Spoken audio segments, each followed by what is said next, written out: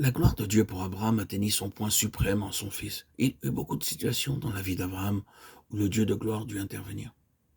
Et nous lisons que des reprises diverses, l'Éternel apparut à Abraham. Cependant, le point culminant de toutes les apparitions de Dieu à Abraham fut lié à Isaac. C'est-à-dire, il fut lié à cette question du fils. L'alliance de Dieu avec Abraham devait être réalisée dans cette ligne du fils. Et tous les desseins de Dieu en lui étaient liés à Isaac. Naturellement, au début, Isaac était une impossibilité, mais à la fin, il devint une impossibilité encore plus grande. Prends ton fils, ton unique, celui que tu aimes, Isaac, et offre-le en holocauste. Genèse 22:2. Toute la promesse et l'alliance étaient renfermées en Isaac, qui devait être égorgé avec un couteau.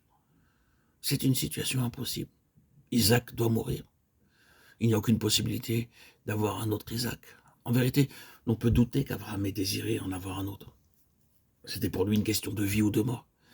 Une situation tout à fait impossible, si Isaac était mort sur l'autel. Mais nous savons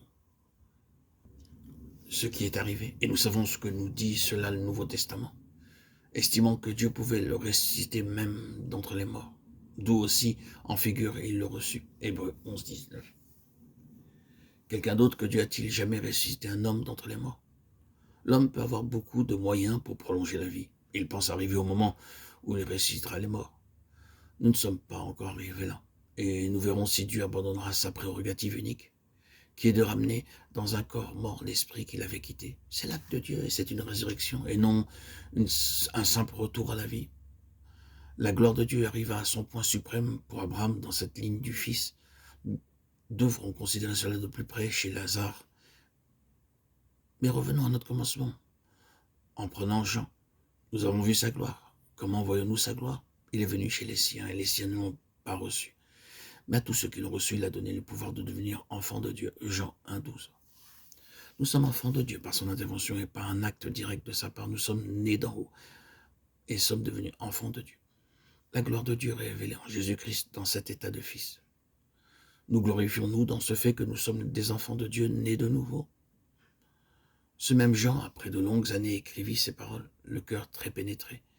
Mais bien aimés, nous sommes dès à présent enfants de Dieu, et ce que nous serons n'a pas encore été manifesté. Nous savons que lorsqu'il paraîtra, nous lui serons semblables, parce que nous le verrons tel qu'il est. 1 Jean 3:2. Et en accord avec ces paroles, Jean a dit, voyez quel amour le Père nous a témoigné, que nous serions appelés enfants de Dieu. 1 Jean 3:1.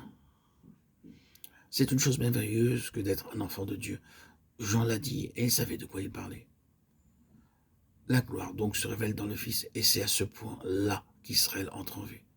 La postérité d'Abraham par Isaac.